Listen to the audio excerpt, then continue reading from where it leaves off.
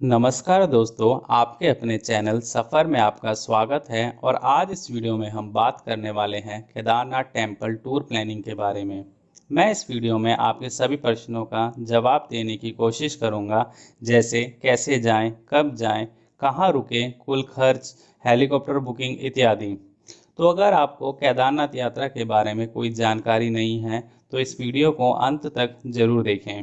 और अगर आपको थोड़ी बहुत जानकारी है और कुछ ही प्रश्नों के बारे में जानना है तो आप अपना समय बचाते हुए डिस्क्रिप्शन में जाकर टाइम स्टैम्प की मदद से पर्टिकुलर प्रश्न पर जा सकते हैं। केदारनाथ उत्तराखंड के 4 धामों में से एक है। ये भगवान शिव के 12 ज्योतिर्लिंगों में से 5वां ज्योतिर्लिंग है। केदार का शाब्दिक अर्थ है के माने मोक्ष और द्वार माने दरवाजा, यानी मोक्ष का दरवाजा। तो चलिए भगवान भोलेनाथ का नाम लेकर अपनी यात्रा शुरू करते हैं। तो सबसे पहले हम देख लेते हैं कब जाना है। केदारनाथ यात्रा के लिए अप्रैल या मई में अक्षय तृतीया के दिन मंदिरों के कपाट खोले जाते हैं और अक्टूबर या नवंबर में कार्तिक पूर्णिमा के दिन मंदिर के कपाट बंद कर दिए जाते हैं। तो अप्रैल या मई से अक्टूबर नवंबर के बीच के समय में आप कभी भी दर्शन के लिए जा सकते हैं। दोस्तों, केदारनाथ जाने के लिए सबसे अच्छा समय है सितंबर से नवंबर के बीच का समय। इस समय आपको वहाँ ज़्यादा भीड़ नहीं मिलेगी और पीक टाइम ना होने के कारण होटल वगैरह भी सस्ते में मिल जाएंगे। लेकिन अगर आप अप्रैल जून में जाते हैं तो आपको समर वैकेशन होने के कारण काफ़ी भीड़ मिल सकती है। बाकी आप जुलाई से अगस्त में जाने का प्लान ना करें, क्योंकि रेनी सीज़न होने के कारण आपको कई दिक्कतों का सामना करना पड़ सकता है। तो अब हम देख लेते हैं कि कैसे जाएं। केदारनाथ के नियरेस्ट रेलवे स्टेशन है हरिद्वार और ऋषिकेश। हरिद्वार से केदारनाथ की दूरी है 246 किलोमीटर और ऋषिकेश से केदारनाथ की दूरी है 223 किलोमीटर।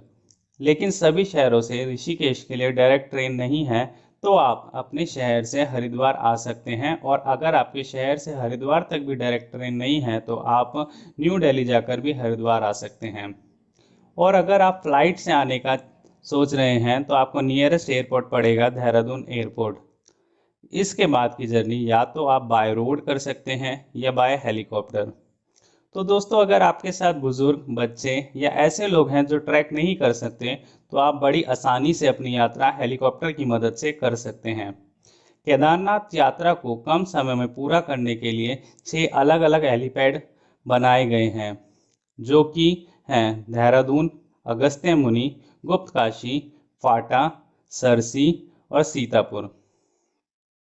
इन सभी हेलीपैड जाने के लिए आप बस या टैक्सी ले सकते हैं। इन सभी हेलीपैड से केदारनाथ का किराया कुछ इस प्रकार है। फाटा और सरसी का किराया 2500 से 3000 के बीच में है। वहीं गुप्तकाशी और सीतापुर का लगभग 4000 से 4500 के बीच में है। और अगस्त्य मुनि का 4500 से 5000 के बीच में है। वहीं देहरादून का किराया 65,000 है। दोस्तों, यह रेट कंपनी द्वारा कभी भी घटाए और बढ़ाए जा सकते हैं, तो आप ऑनलाइन जाकर इनके करंट रेट चेक कर सकते हैं। तो दोस्तों, इन सभी हेलीपैड में से सबसे सस्ता, सबसे ज़्यादा यूज़ करे जाने वाला हेलीपैड फाटा और सरसी है। यहाँ स्टे करने के लिए अच्छे होटल भी मौजूद हैं। हेलीकॉप्टर की बुकिंग आप ऑफलाइन, ऑनलाइन दोनों तरह से कर सकते हैं। ऑनलाइन बुकिंग के लिए मैं आपको इसका लिंक डिस्क्रिप्शन बॉक्स में दे दूँगा। तो अब हम बात कर लेते हैं बाय रोड जर्नी की। हरिद्वार या ऋषिकेश रेलवे स्टेशन पहुंचने के बाद हमको जाना होगा सोनप्रयाग। सोनप्रयाग के लिए बस आपको हरिद्वार और ऋषिकेश दोनों रेलवे स्टेशन से ईजिली बस मिल जाएगी, जो कि सुबह 5 बजे से शाम को 7 बजे तक चलती है। बस बुकिंग आप ऑनलाइन और ऑफलाइन दोनों तरीक़ों से कर सकते हैं। ऑफलाइन बुकिंग के लिए आप रेलवे स्टेशन से बाहर आने के बाद किसी भी ट्रैवल एजेंसी से टिकट बुक करा लें या आप बस स्टैंड जाकर भी टिकट ले सकते हैं। ऑनलाइन बुकिंग के लिए आप गढ़वाल मंडल विकास निगम की वेबसाइट पर जा सकते हैं, जिसे शॉर्ट में GMVN कहते हैं। इसकी साइट का लिंक मैं आपको डिस्क्रिप्शन बॉक्स में दे दूंगा। बस टिकट का किराया आपको लगभग 350 रुपये का पड़ेगा। और दोस्तों, अगर आप अपनी कार से आना चाहते हैं तो आप सोनप्रयाग तक आ सकते हैं। इससे आगे कोई प्राइवेट व्हीकल नहीं जाता है, तो आपको अपनी कार यहीं पर पार्क करनी होगी। यहाँ पर पार्किंग का किराया लगभग 50 रुपये पर डे है, जो कि कभी भी कम ज़्यादा हो सकता है। तो दोस्तों, आपको अगर सोनप्रयाग आते आते रात हो जाती है तो आप नाइट में यहाँ स्टे कर लें। सोनप्रयाग में आपको होटल में एक रूम का किराया लगभग 2000 से 4000 के बीच में पड़ेगा, जो कि ऑफ सीज़न और पीक सीज़न पर डिपेंड करता है। इसके अलावा अगर आपको होटल का रूम का किराया महंगा लग रहा है तो आप डॉर्मेट्री में भी स्टे कर सकते हैं। यहाँ पर आपको एक बेड का किराया 350 रुपये पर पर्सन पड़ेगा। दोस्तों, नाइट में स्टे करने के बाद आप सुबह जल्दी उठकर 4-5 बजे अपनी आगे की यात्रा शुरू कर दें, जिससे आप शाम तक केदारनाथ पहुंच सकें। दोस्तों, आप सोनप्रयाग में आने के बाद यहाँ पर ही अपना बायोमेट्रिक भी करा लें, जो कि 7 दिन तक वैलिड रहता है। दोस्तों, इसके बाद हमारा पास दो ऑप्शन है। या तो हम केदारनाथ तक घोड़े खच्चर की मदद से जा सकते हैं या ट्रैकिंग करके केदारनाथ तक जा सकते हैं। सोनप्रयाग से केदारनाथ तक घोड़े खच्चर का किराया लगभग 2500 रुपये है, और अगर आप पैदल ट्रैकिंग करते हुए जाना चाहते हैं तो आप पहले सोनप्रयाग से गौरीकुंड तक चले जाएं। सोनप्रयाग से गौरीकुंड की दूरी लगभग 5 किलोमीटर है। सोनप्रयाग से गौरीकुंड के लिए टैक्सी चलती है, जिसका किराया 30 रुपये पर पर्सन है, जो कि आपको आधे घंटे में गौरीकुंड पहुंचा देगी। आप गौरीकुंड आने के बाद भी घोड़े खच्चर बुक करके भी अपनी यात्रा कर। यहाँ से आपको घोड़े खच्चर का किराया लगभग 2300-2400 रुपये पर पर्सन पड़ेगा। और अगर आप घोड़े खच्चर से नहीं जाना चाहते तो आपके लिए यहाँ पर पिट्ठू का ऑप्शन भी है, जिसका किराया आपको लगभग 5000 रुपये पड़ेगा।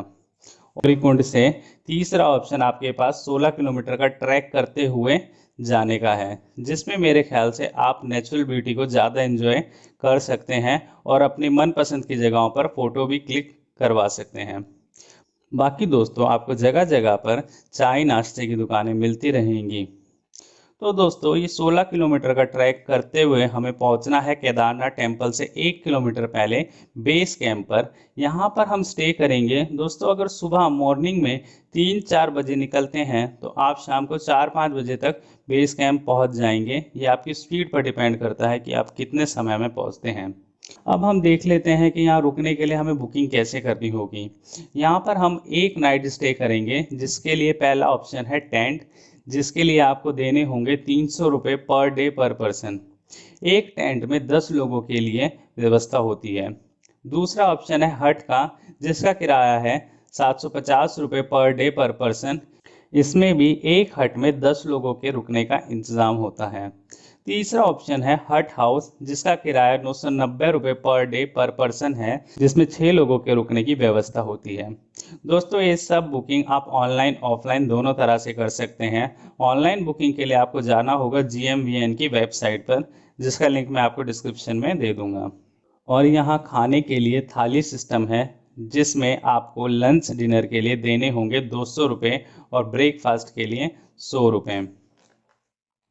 दोस्तों, आप शाम को बेस कैंप पहुंचने के बाद फ्रेश हो जाएं और मंदिर के दर्शन के लिए निकल जाएं और बाबा भोलेनाथ की रात की आरती का आनंद लें।